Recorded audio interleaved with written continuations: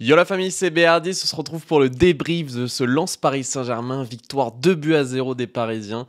Je suis assez content, on va pouvoir débriefer ça, on a beaucoup de choses à dire. Je vous ai préparé pas mal de screens, pas mal de slides, je pense qu'on va passer un très bon moment. En tout cas, si vous passez un bon moment pour ce petit débrief, j'en fais pas souvent, mais quand j'en fais, j'essaye de faire les choses bien. Donc mettez un maximum de pouces bleus, abonnez-vous si vous n'êtes pas encore abonné la famille, on n'est pas loin des 15 000 abonnés, donc merci à tous ceux qui vont s'abonner. Et donnez-moi un peu vos réactions, vos tops, vos flops, votre homme du match dans les commentaires. Vous allez voir que de toute façon, on a beaucoup de choses à se dire. On est directement parti, les amis. Donc, il y a eu 2-0 pour le Paris Saint-Germain, comme je vous l'ai dit. Donc, au classement, qu'est-ce que ça provoque? Donc, le Paris Saint-Germain est premier. Il met une petite distance donc sur Nice. Là, si on regarde un petit peu les points, on peut voir qu'on a 43 points et Nice à 35. Et donc, Lens est à 26 points. Donc, Lens qui est quand même bien remonté au classement, qui est 8e. Au début de saison, c'était un petit peu plus compliqué. Là, ça va un petit peu mieux. L'arrivée au stade, on a vu directement que Kylian Mbappé était très impliqué, très concentré, tout comme l'ensemble de ses coéquipiers, l'ensemble des joueurs du Paris Saint-Germain. Mais il y avait une très belle ambiance aussi, très belle ambiance à Bollaert. Les joueurs sont arrivés vraiment dans une excellente ambiance. Et là, rien que pour ça, je tiens à féliciter les supporters lensois. Parce que même si, on va y revenir par la suite, mais Lens n'a pas forcément été au niveau, on va dire. En tout cas, en tribune, ça a été un très beau spectacle. Donc bravo à tous les Lensois, c'est toujours un plaisir de regarder des matchs à Bollaert, c'est un vrai kiff. Par contre, là où c'était pas le kiff, c'était la pelouse.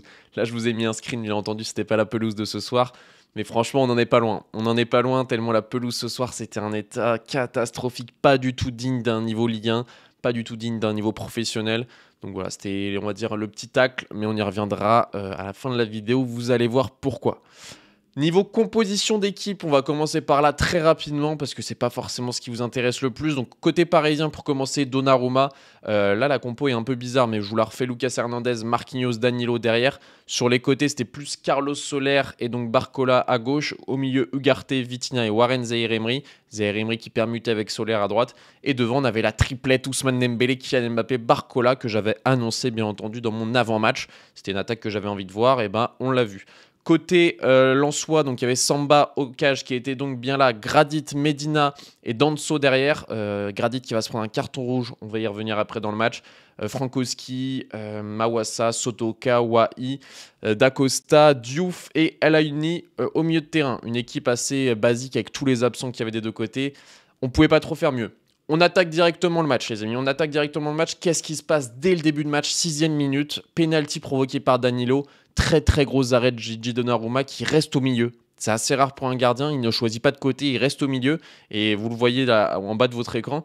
Quand il arrête le penalty, il célèbre et il regarde le banc parce qu'apparemment, c'était une consigne de son coach, l'entraîneur des gardiens, dont j'ai oublié le nom, Pérez, je crois, qui avait annoncé à Donnarumma apparemment de rester au milieu.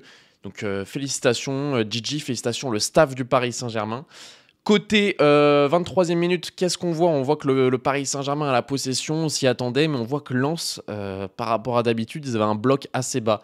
Pas non plus hyper bas, mais un bloc quand même médian bas. Et donc le Paris Saint-Germain avait vraiment l'assise sur le terrain, sur cette équipe lensoise. C'était vraiment de l'attaque-défense la plupart du temps. Et Lens, bizarrement, donc, qui jouait très bas ce soir. Consigne de Francaise, on s'y attendait pas. Et là, qu'est-ce qui se passe à la 30e minute tout pile? Le but de Barcola qui vient débloquer la situation. 1-0 pour le Paris Saint-Germain. Très belle passe de Kylian Mbappé que vous pouvez voir à l'écran là entre les deux, dans l'intervalle. Et Barcola, après, il arrive devant le gardien. Il va faire un petit piqué enroulé devant Brice Samba. Franchement, j'ai cru voir Ronaldinho. Très beau but de Bradley Barcola qui est très en forme en ce moment, mais on va y revenir par la suite. En tout cas, ça fait plaisir. 1-0 pour le Paris Saint-Germain. On se dit, ok, on a fait le plus dur. Et en plus, qu'est-ce qui se passe là? Je vous mets l'action en vidéo. Carton rouge, regardez, Barcola qui fait du sale et qui se fait totalement faucher. Donc carton rouge, je vous remets ici parce que sinon avec les droits d'auteur on va pouvoir me faire sauter la vidéo. J'espère que c'est passé, de toute façon si vous voyez cet extrait c'est qu'ils m'ont pas retrouvé. Il va y avoir d'autres vidéos après donc j'espère vraiment que YouTube ne va pas me cramer. Donc voilà, très gros dribble de la part de Barcola là, comme vous voyez sur la vidéo. Et donc carton rouge pour Gradit puisqu'il était dernier défenseur. Ok, on arrive à la mi-temps, donc il y a 1-0 pour le Paris Saint-Germain, plus on est à 11 contre 10, donc c'est compliqué pour Lens. Qu'est-ce qu'on voit au retour des vestiaires? On voit un gros pressing du Paris Saint-Germain, encore une fois. À 11 contre 10, on se dit, ok, là, on est là, on veut vraiment taper le 2-0, vraiment mettre le deuxième au fond, mettre, on va dire, ce but de la différence pour s'assurer la victoire. Et on voit aussi que Lens, directement 5 minutes plus tard, lance enfin un pressing vers la 60e minute. C'est là où Lens a commencé à se réveiller, a commencé à faire du Lens qu'on connaît, du gros pressing, de la grosse intensité. Et je vais pas vous mentir que de la 60e à la 90e, Lens a eu pas mal d'opportunités, voilà, ils en ont eu 2 ou 3 et ils ont commencé à jouer pour moi à la 60e minute avec notamment des entrées par exemple de Thomasson qui a été bon. Voilà, 2-3 remplaçants comme ça qui sont venus faire des différences. Là où avant Lens était beaucoup trop bas pour moi et avait limite peur de ce Paris Saint-Germain là. Donc voilà, là on a enfin vu un vrai Lens à 10 contre 11 en plus à partir de la 60e minute. Le Paris Saint-Germain, on a eu énormément de mal à mettre le deuxième but. C'est un petit peu notre défaut par moment, c'est ce manque pas de finition, mais on va dire le fait de ne pas être assez tueur devant les cages. Souvent sur des actions, on essaie de faire la passe à Mbappé alors qu'il n'y a pas forcément besoin. Là, ce que vous voyez à l'écran, c'est une action de Ruiz. Donc il est sur son pied droit là au milieu de l'écran, vous le voyez. Il va envoyer un truc totalement dévissé à côté et on peut voir qu'il est très déçu à la 71e. Donc il y a toujours 1-0 pour le Paris Saint-Germain. On se dit attention parce qu'on domine, on domine. On n'est pas à l'abri non plus de se faire rattraper en fin de match ou quoi. On continue avec d'autres actions. Là, je vous remets une vidéo, on espère que ça passe. Mbappé qui décale Fabien Ruiz, certes qui a été hors jeu, mais c'est pour vous montrer que oui, les Parisiens cherchent beaucoup trop Mbappé. Ruiz qui la met en retrait Mbappé alors qu'il n'y a pas forcément besoin.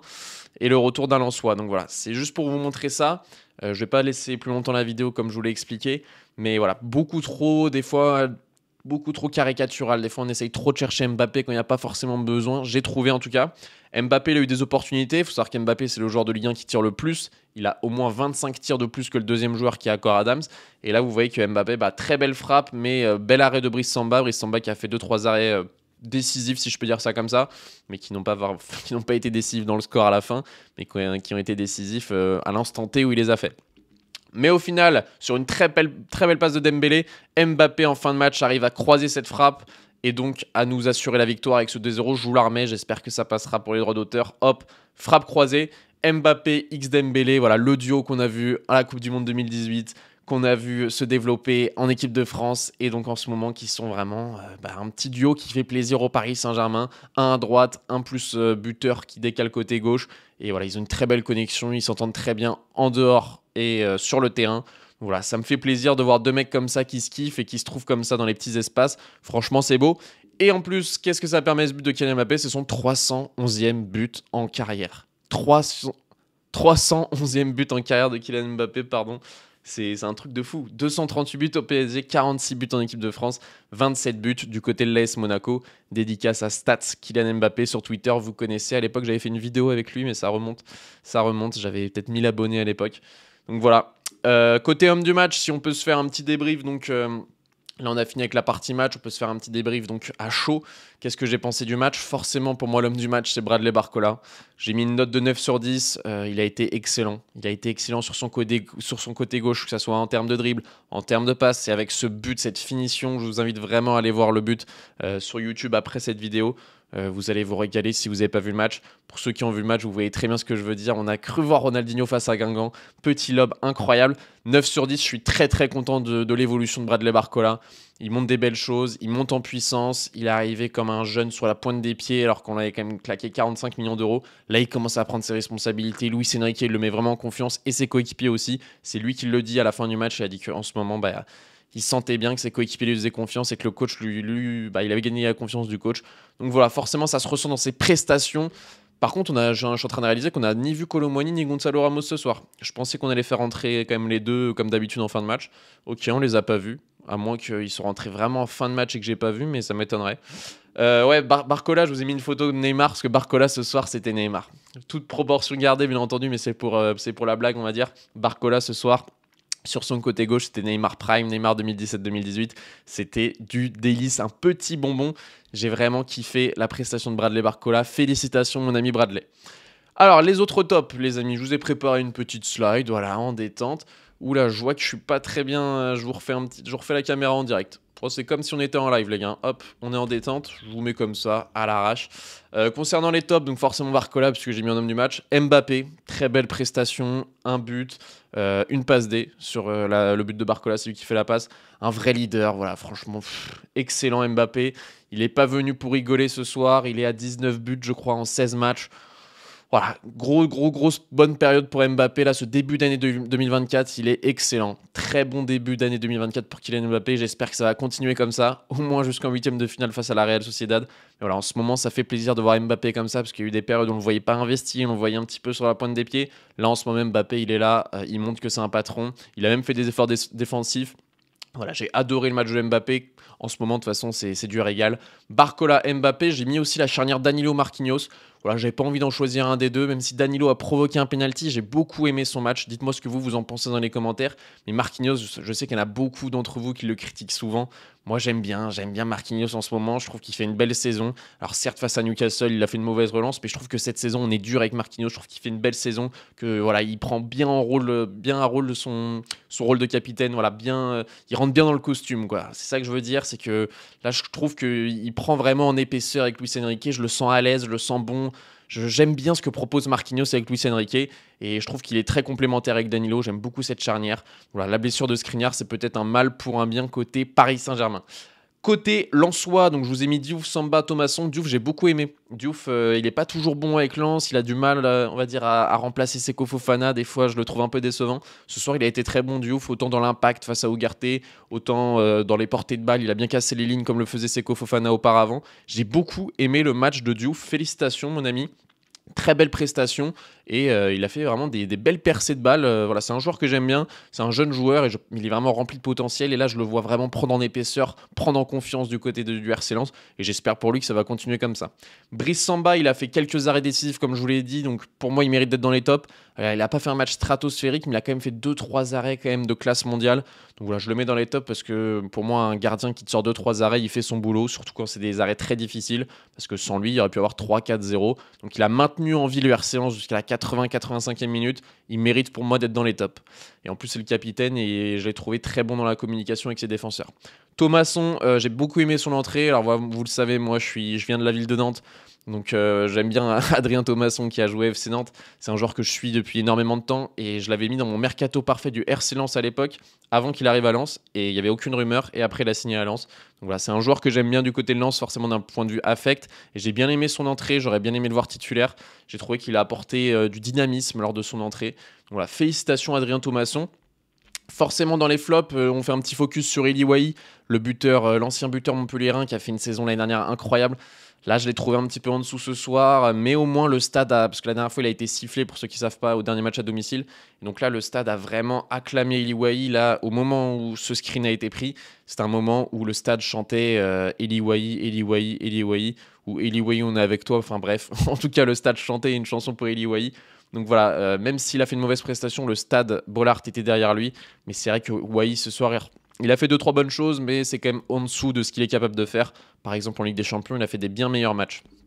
Pour les autres flops, sinon j'ai mis Ugarte, parce que je trouve qu'on a du mal à revoir le Ugarte du début de saison, donc je suis un petit peu déçu. Je trouve qu'il prend très très peu de risques à la relance. Il est vraiment, je le sens un peu timoré, je le sens un petit peu braqué.